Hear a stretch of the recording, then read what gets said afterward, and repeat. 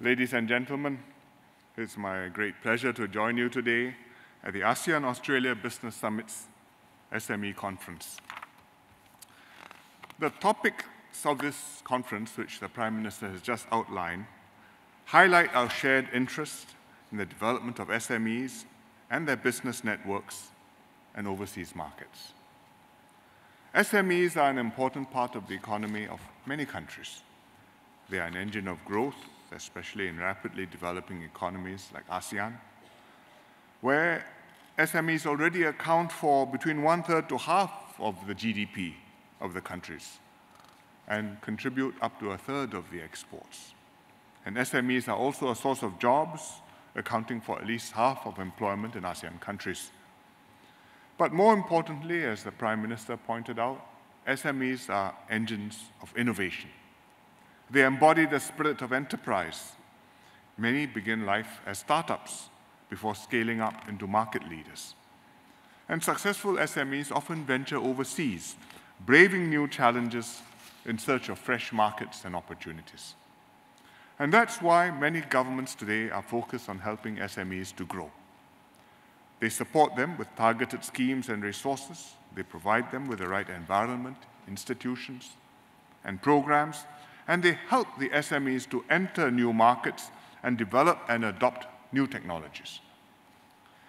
For example, Singapore, we have grant schemes and programs to encourage SMEs to improve their productivity and capabilities and to form partnerships, both locally and abroad. And we support our SMEs to internationalize and to seize opportunities overseas. And to do so, we operate 9 Singapore centers in major cities around the world. And these are points of contact for Singapore-based companies seeking to enter the specific market, providing them with information and plugging them into business networks there. And our approach is to promote entrepreneurship in Singapore. And they can be Singapore entrepreneurs, they can be entrepreneurs who come from other parts of the world but have decided they want to base in Singapore and take advantage of Singapore, our facilities, our resources, our opportunities, our networks, and also the support which the government will give in order to help them to thrive and to prosper. Australia has similar programs. You have a landing pad program, which has 5 centers in different countries, including one set up in Singapore. And the landing pads bring together startups, research institutions, multinational corporations, and leading technology players.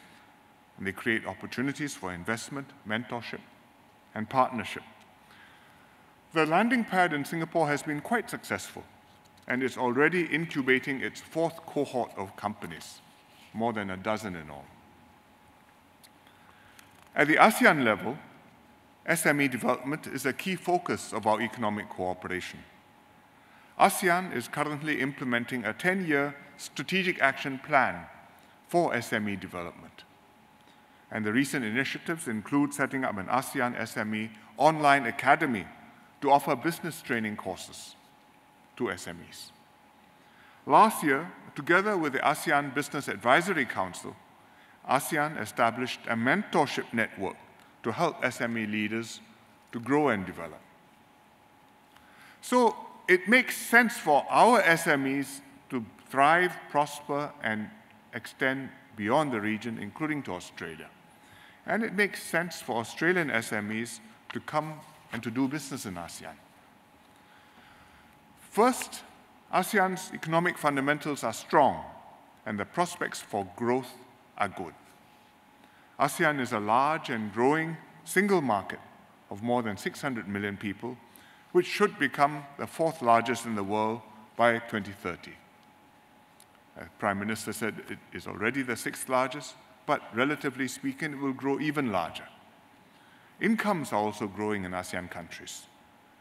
By 2020, by the end of this decade, ASEAN's annual consumer spending could reach $2.3 trillion. And according to the Asian Development Bank, by 2030, just over a decade from now, the middle class in Southeast Asia is expected to make up 2/3 of the population. Secondly, ASEAN is enjoying a demographic dividend with more than 60% of its population under 35 years old. And this means a steady workforce and a growing consumer market in coming years, and it will be an important driver of the region's prosperity. Thirdly, ASEAN continues to work towards regional economic integration. The global mood may be moving in the opposite direction, but within ASEAN in Southeast Asia, we are trying our best to strive forward, to deepen integration, to deepen interdependence, to work together, to trade, to open up markets, to co-prosper together. Since the formation of the ASEAN Economic Community in 2015, we have lowered entry barriers and reduced transaction costs for businesses. We also have a comprehensive, high-quality ASEAN-Australia-New Zealand Free Trade Agreement, which is ASEAN's most progressive free trade agreement. And these initiatives are important and useful to businesses seeking to enter or to grow their presence in ASEAN markets and beyond. One particular area of opportunity is the growing digital economy in ASEAN. The Prime Minister also spoke about this just now. It's still in its infancy, but it is rapidly becoming bigger, and it is very vibrant. Last year, Southeast Asian startups attracted a record $8 billion from investors. And these startups include Grab, Gojek, and Sea, which have quickly become household names. There's a vibrant scene of innovative startups, venture capital platforms, and business opportunities in many ASEAN countries. Singapore itself has welcomed a number of tech accelerators, such as Telstra's Muru-D, Gemstar Technology, and Collective Campus from Australia, which you may well be familiar with. This year, Singapore is chairing ASEAN, and during our chairmanship, ASEAN is pursuing an agreement on e-commerce in order to streamline the different regulatory systems across ASEAN countries and to make e-transactions safer and more convenient.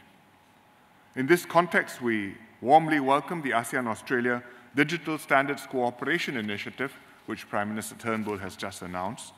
Is a very good first step in developing interoperable digital standards which will facilitate trade and also reduce costs for businesses, and particularly for SMEs. So I'd like to thank the Australian government and particularly the Prime Minister for organizing this event. I'm confident that SMEs have a promising outlook in Australia as in ASEAN, and the combined efforts of businesses, industries, and governments and partners will allow us to seize the growing opportunities in our region and make this a productive, a prosperous, and a successful environment for businesses and for our peoples.